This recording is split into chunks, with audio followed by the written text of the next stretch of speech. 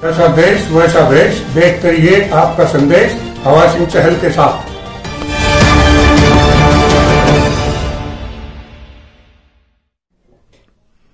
Hello दोस्तों, नमस्कार। मैं हवा सिंह चहल, संपादक आपका संदेश। दोस्तों, टोहाना प्रकरण काफी जोर पकड़ चुके हैं और हिसार जींद में कल कई जगह जाम लगा है। टोहाना और फतेहाबाद में भी कई जगह जाम देखने को मिला है। तो टोल बैरियरों पर भी काफी गहमागहमी रही है और दिल्ली के बॉर्डरों पर भी टोहाना प्रकरण को लेकर काफी हलचल देखी गई। तो दोस्तों, ये कोई छोटा मोटा मामला नहीं है, ये एक बहुत गंभीर मामला बनता जा रहा है। जैसा कि पहले से पता था कि नेताओं का विरोध तो होगा, लेकिन नेताओं ने भी अब मन बना लिया है कि किसी तरह इनको भी पुलिस के साथ काम लगाए रखना है, क्योंकि जब उनको ये पता है कि वहां विरोध होगा और फिर वो जाने से बाज नहीं आते हैं, तो इसका मतलब नेता भी सीधे टकराव के मूड में आते दिखाई दे रहे हैं। आज मैं आपको एक खास बात बताने जा रहा हूं।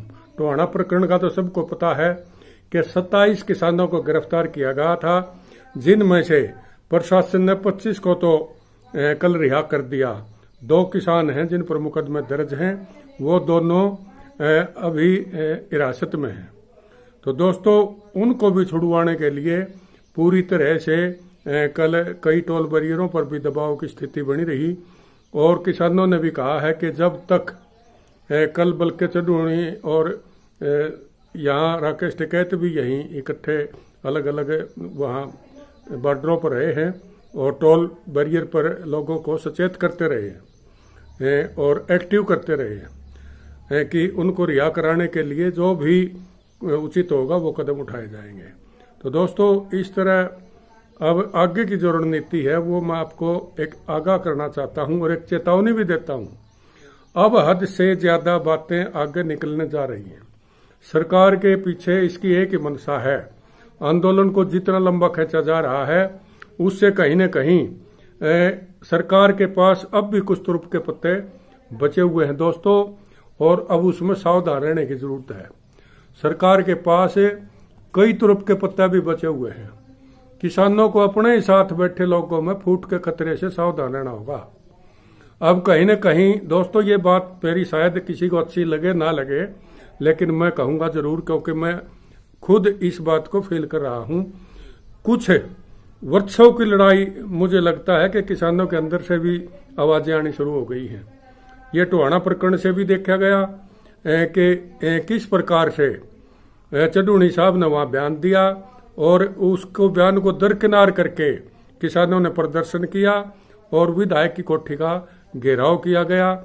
तो इससे साफ जाहिर है कि कहीं न कहीं अनुशासन भंग होना शुरू हो गया है और सरकार यही चाहती है कि किसी भी तरह से कोई न कोई अब ऐसे हालात बन जाएं, क्योंकि इतने दिन तक मैं तो एक बहुत पुराने समय से क्योंकि इस चीज को देखता आ रहा हूं बारीकी से। जितने भी आंदोलन अब तक हुए, जितना लंबा आंदोलन खिंचा है, वो कहीं न कहीं फूट का शिकार होकर किसी को बरगला दिया गया, किसी के काम धंधे चौपट हो गए, किसी का कुछ नुकसान हो गया और कोई ज्यादा बोर हो गया इस चीज से कि भाई रोज रोज बाहर जाने से।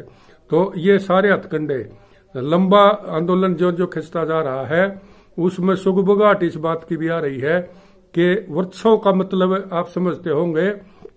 मैं आम किसान को ये बता देना चाहता हूं, वर्षों का मतलब है दबदबा। किसका दबदबा? कौन सी यूनियन आगे है, कौन सी यूनियन भारी पड़ रही है। और बीच में जो ये पदाधिकारी बनाए जा रहे हैं, इनका भी असर है कि बीच बीच में संगठन को मजबूत करने की बात हो रही है। संगठन तो जब पूरे किसान मजबूती के साथ बैठे हैं, तो जब 40-42 संगठन जितने भी हैं, चाहे वो 200-400 कितने भी हो जाओ, जब वो बैठे हैं तो सिर्फ किसान के नाम से ही बैठे हैं। अब यहाँ कोई BKU का है, कोई दूसरे ग्रुप का है, वो कहते हैं ये बड़ा ग्रुप है, ये छोटा ग्रुप है। दोस्तों, छोटे बड़े की बात बाद में आनी चाहिए। पहले ये होना चाहिए कि किसान मजबूत है और किसान मजबूती के साथ मोर्चे पर डटा हुआ है।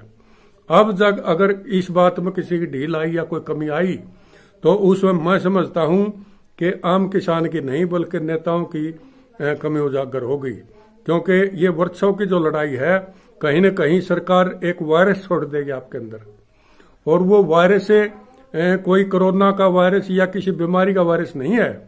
एक ऐसी बीमारी का वायरस सरकार छोड़ सकती है जो राजनीतिक कीटाणु किसी के अंदर हैं, थोड़ा बहुत जो पैदावार उनकी बढ़ोतरी करने के लिए एक राजनीतिक वायरस सरकार छोड़ दिया करती है, और उसमें फिर उनको बरगला लिया जाता है।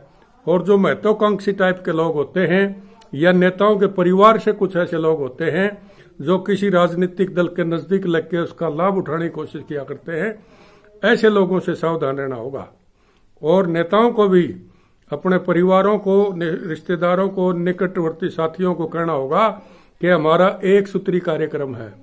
अर्जुन का एक सूत्रीय कार्यक्रम था मछली की आंख। अब बाकी दबदबे छोड़कर और वृक्षों की लड़ाई को छोड़कर एक ही निशाना रखना है, किसानों की विजय। अगर ये किसान नेता चाहेंगे, किसान तो शुरू से ही बैठे बेचारे, इनको तो पता ही नहीं है, इनको तो जहां देश दिया जा रहा है उसी की अनुपालना कर रहे हैं। तो दोस्तों, अब कई चीजें देखने में आ रही हैं, सोशल मीडिया में भी कई ऐसी बातें आ रही हैं जिससे तकरार बढ़ रही है, और ये तकरार एकता में बाधक बन सकती है दोस्तों। और लंबा संघर्ष खींचने का मुझे लगता है भाजपा और संघ द्वारा ये एक रणनीति है कि लंबा खींच दिया जाए, अपने आप मट्टा मेट हो लेंगे। तो ये राजनीतिक वायरस जो इसमें छोड़ने की तैयारी शुरू हो चुकी है। हर आंदोलन में कुछ मजबूत और कुछ कमजोर कड़ी जुड़ी होती है, कोई मजबूत आ रहा है, कोई कमजोर कड़ी आ रहा है, हर आंदोलन में होती है। और आंदोलन जब बहुत लंबा खिंच जाता है तो उसमें जरूरी बात है कि सरकार कोई न कोई कमजोर कड़ी को ढूंढ लेती है, और वो ड्रेस कोड छोड़कर यानी दौड़ कपड़िए नेताओं को छोड़ के कुछ ऐसे आदमियों के अंदर मादा देखती है कि किसको तोड़ने से किस पर क्या असर पड़ता है। तो उनमें काफी हलचल पैदा हो सकती है, क्योंकि अब किसी को पद दिया जा रहा है, बराबर वाले को पद नहीं मिला तो वो ये सोचा भाई ने कि चौधर है, यहाँ तो तेरा कुछ नहीं है। ऐसी कोई बात नहीं है दोस्तों, ये पद बहुत छोटी चीजें होती हैं। जब अवाम का और कौम का मसला आ जाता है तो ये चीजें बहुत छोटी हैं। अब किसान कौम एक बहुत बड़ी कौम है, इसके साथ कमेरा जुटा हुआ है, छोटा व्यापारी इसके साथ लगा हुआ है, कर्मचारियों का अब भी आपको साथ मिला हुआ है। तो इतने कुछ साथ मिलने के बाद फिर भी अगर आपकी लड़ाई कमजोर होती है तो मैं समझता हूं ये आपकी और नेताओं की कमी होगी, क्योंकि लोग तो बड़े शुरू से ही, देखो आज 7 महीने होने को जा रहे हैं, अब भी लोग लगातार मोर्चों पर डटे हुए हैं दोस्तों। और अब तो यही चीज देखनी है कि कौन सा गुट हैवी है, कौन सा गुट कमजोर है, ये चीजें लड़ाई की छोड़ के और इसको अपने हिसाब से बराबर मान के चलें।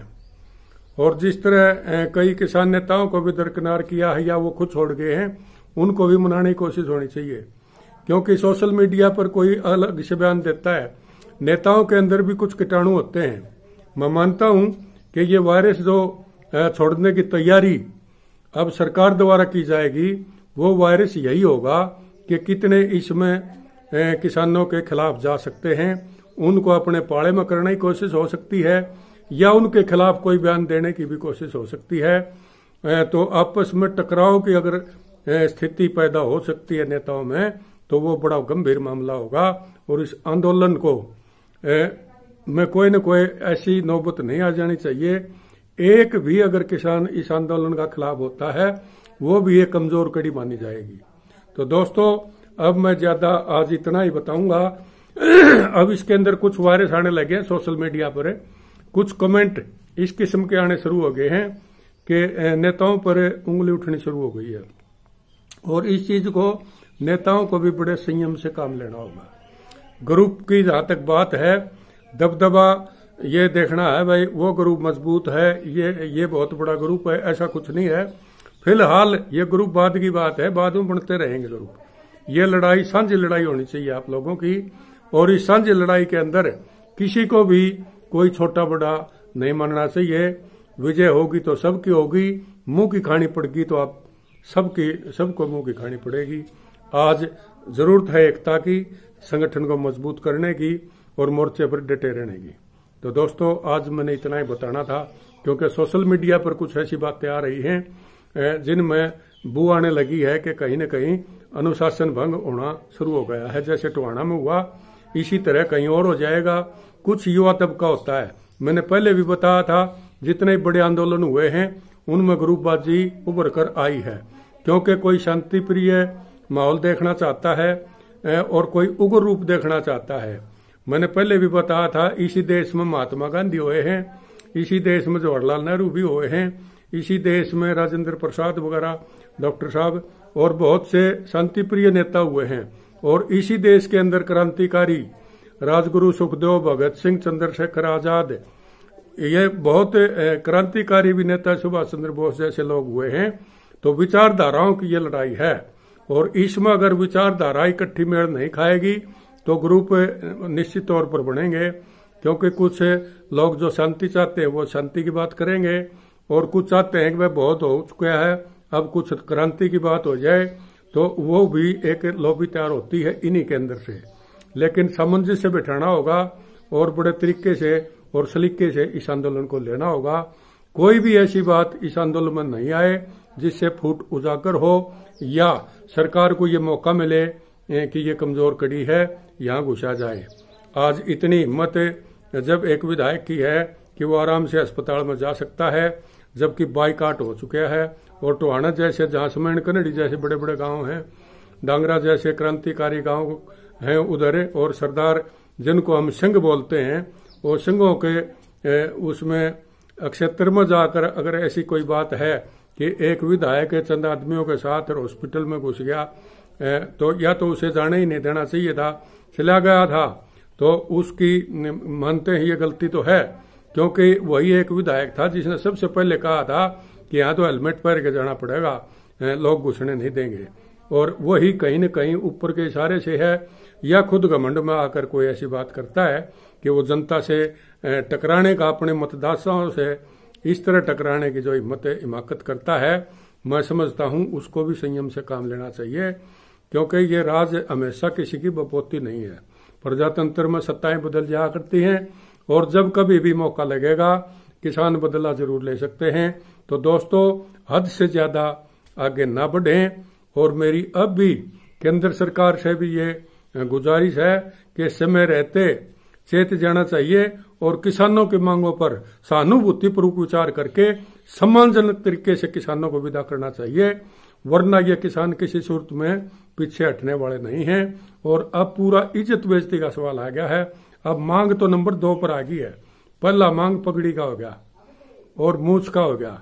तो दोस्तों, जहां पगड़ी और मूछ का सवाल आ जाता है वहां फिर लोग कुर्बानी से पीछे नहीं हटते और युवा तबका खासकर उग्र रूप धारण करने के मूड में आगे दिखाई दे रहे हैं। तो समय रहते चेत जाना चाहिए सरकार को। और किसानों को इस बात का ध्यान जरूर रखना है कि उनके अंदर जो राजनीतिक वायरस छोड़े जा रहे हैं, छोटे बड़े के भेदभाव की जो बातें बीच में चल पड़ी हैं, सोशल मीडिया की तर्ज पर उनमें भी कोई न कोई ऐसी फूट डालने की मनसा संघ परिवार की भी हो सकती है, सरकार की तो होती ही है, क्योंकि सरकार को तो देखो आंदोलन को फेल करने के तरीके अपनाने पड़ते हैं। अब तक कितने पैतरे सरकार ने बदले हैं, लेकिन समझदार किसानों की मैं एक खास बात मानता हूं कि अब तक उन्होंने अपने ऊपर सरकार के किसी भी दबाव को दबाव नहीं समझा और पूरी तरह उसको झेल के पार निकल गए। और अब तो वो आदी हो चुके हैं इन बातों के, लेकिन बहुत लंबा खींचना भी मैं समझता हूं न देश हित में है, न किसान हित में है, न सरकार के हित में है। तो इसे समय रहते सरकार को भी इसे सोच समझ के और पूरे तरीके से इसको कहीं न कहीं समाधान की तरफ बढ़ना चाहिए। आज इतना ही, अगले एपिसोड में कुछ खास बातें आपको और बताऊंगा।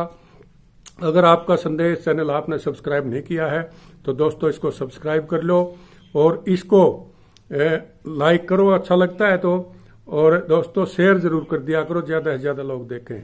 मैं शुरू से एक बात कह रहा हूं, क्या आपको ये नजर नहीं आता कि जो बातें, जो आवाज आपकी ये छोटे चैनल उठाते हैं, इनको ज्यादा से ज्यादा सब्सक्राइब करके कामयाब करो दोस्तों, क्योंकि आप अब भी जिनके खिलाफ लड़ाई लड़ रहे हो उन्हीं के चैनलों को कामयाब कर रहे हो, लेकिन जो आपके अपने हैं उनको हल्के में ले रहे हो। यही भूल सर छोटू राम ने कहा था अपने पराये की पहचान आज तक नहीं हो पाई, और मुझे लगता है कि आपका इस तरफ ध्यान ही नहीं है।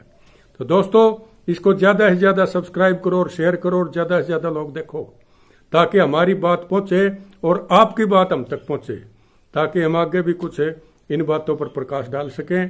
तो आज इतना ही, अगले एपिसोड में कुछ खास बात लेकर मैं आपके सामने फिर पेश होऊंगा। तब तक के लिए नमस्कार, जय हिंद दोस्तों। ऐसा देश वैसा भेष, देख करिए आपका संदेश हवा सिंह चहल के साथ।